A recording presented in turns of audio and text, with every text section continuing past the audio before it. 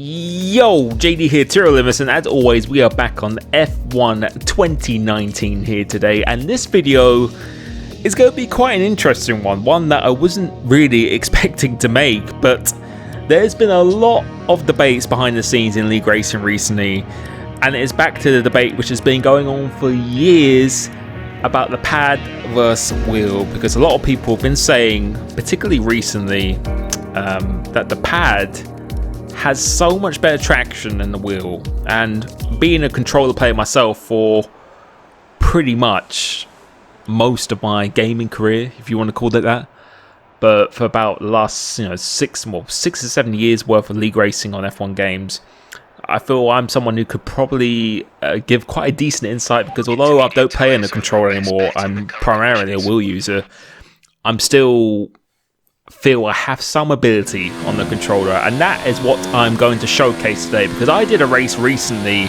around China and it was in light rain conditions. And just for the record though, when you're actually doing an online race on dynamic, sometimes the track will be a little bit faster than it would be in a Grand Prix mode with light rain, because the track could actually be slightly drier and temperature and all that stuff, but in Grand Prix mode it's always going to be the same each time. And a lot of people have been saying that the controller is just so much better on the braking and the traction.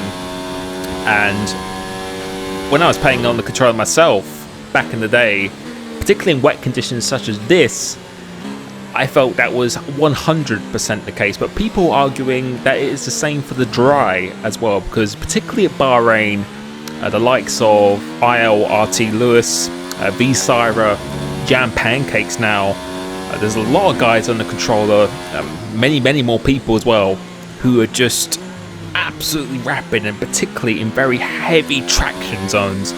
So today we are going to just, not a fully accurate test, do not take my word for it completely, but you can see from this footage here, I'm using the wheel in light rain conditions around China, completely default setup, and the only thing I've changed is just the MFD, the brake bias, down to 54, but apart from that, 6 wings, everything like that, you could probably be gaining quite a bit of time if I actually put on a real setup here, because it'd probably be a little bit oversteered. But we do 2 laps each time. I did a couple attempts each time. I didn't want to sweat it out because I wanted to really just jump on, particularly since I haven't used a controller in a very long time, about 2 years in fact. I used it recently when I did a TT in the wet at Austria to qualify for the TSRL League, but apart from that I haven't used it in about 24 months or something like that. So I wanted to do this as a test to just pick up and play and see how easy, or not easy, but just how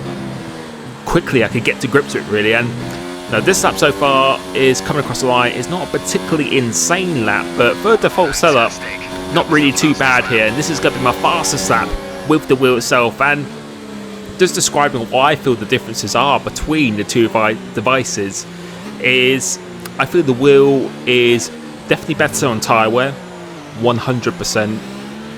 And obviously I feel also it's better in high speed change of direction corners. And running a ballast setup, I think a huge combination, or a huge reason why the pad is very competitive in this game is there is no weight distribution, there is no ballast, which was a really big factor. So we almost lose the car there, but still not really losing too much time. But the lap is okay, it's pretty decent. I definitely feel I could go a couple of tenths quicker lap. As I said, I only really did a session or 2 sessions in each device here.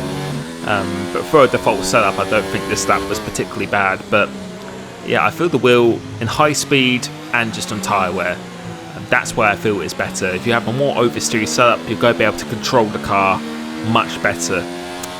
That is definitely a benefit, and just being more precise as well is something I feel is definitely a benefit of the wheel. However, with the controller, being completely honest, I feel the braking and traction is 100% better, and you may see that in the next clip that I will show after I've done this lap. Coming across here, going a little bit out wide in this last corner, but overall, what was that, 44.2?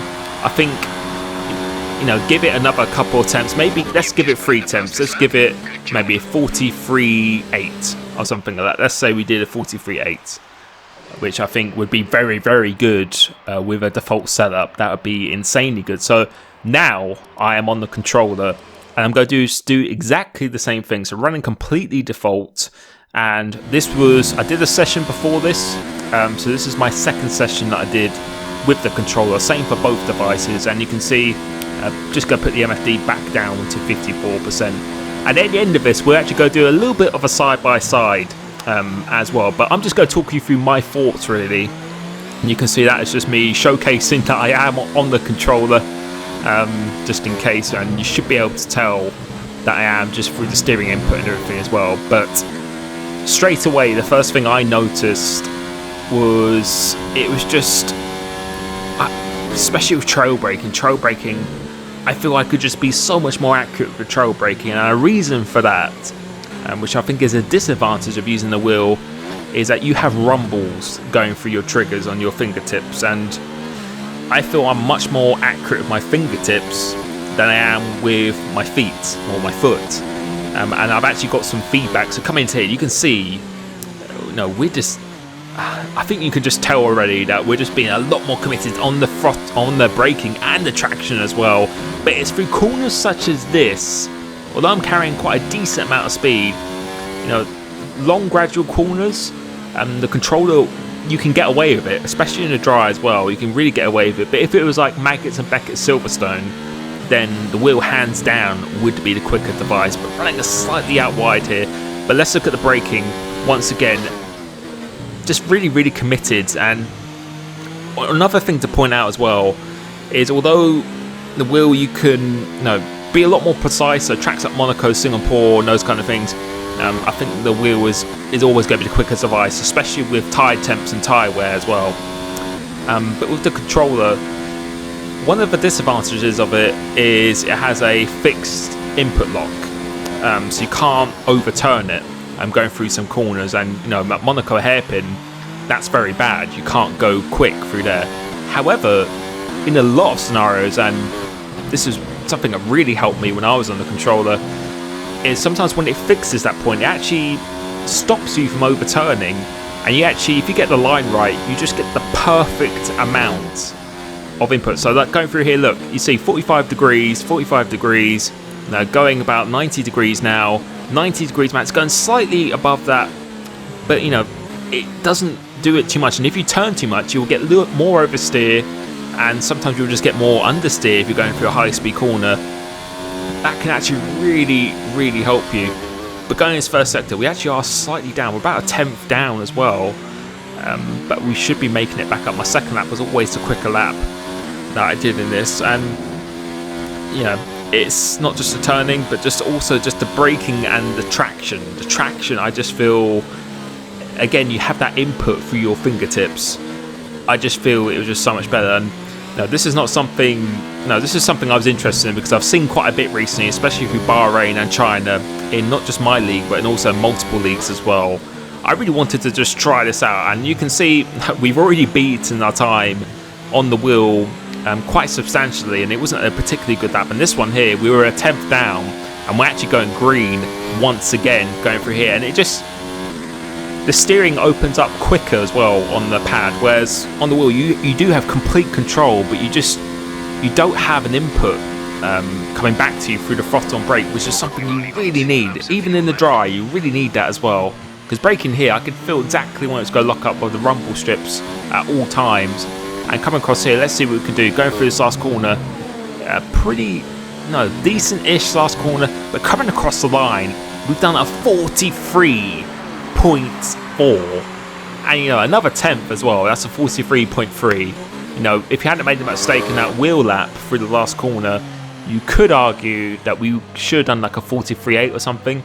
But with the default setup as well, it just felt substantially easier on the controller in these conditions. And don't take this test and for actual guarantee or anything, because I might not just be as good in the wet on the controller or on the wheel, sorry. But now we'll go look at it side by side here, and you can see the steering angle we can turn more with the wheel. You can see already we're just turning more and more. That's what I was talking about, above 90 degrees, whereas the controller is just kind of fixed at that point here.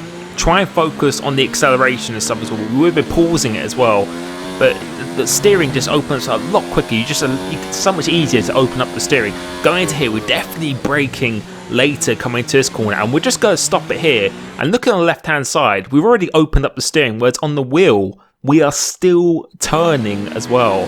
It's on the control, all you have to do is just release the thumbstick and it just goes back to the middle, whereas the wheel you manually have to do it, and I can't describe it. It's a lot harder. But you can see the steering lock again, just doing a bit more with the wheel, not as much with the controller, and that really does help you going through here. And now going out of this corner, let's see what we can see already. Yeah, just pretty equal, I'd say, coming up here, but the braking coming into this one, I feel since it's so much easier for the traction or the trail braking, I'm actually carrying too much speed with the wheel going through here. But pay attention to the speed coming off this one. The speed here is 131 miles an hour on the pad. We're already flat out here, and then if you look at the wheel at 131 miles an hour, oh no, sorry, 135 miles an hour, that's when we go on full speed. So we can get on the power just so much earlier on the control. Those subtle differences make a huge difference. Coming into here now, try and pay attention to see where we're going to be braking between both of these. Braking definitely later with the controller, and we're going to look at a little bit of a reference point now going through here. So on the left hand side, as that ball goes out of view, we're 111 miles an hour, 16 miles an hour, and this one we're going 109. So just that pure traction, again, only a few miles an hour difference, but it just adds up throughout an entire lap. Coming across the line, the difference, you know, is quite a big difference. And I'm pretty sure if I played on the controller for 2 years instead of being on the wheel the whole time, I think it could have been even more different, because I felt I was at a pretty good level when I was at my best. But that is my take on it. Let me know what you think and what your experiences are, because they may be completely different to mine. Really wanted to make this just for a bit of fun, really. It was quite requested heavily the past couple of days, so let me know what you think, and I'll catch you soon. Peace.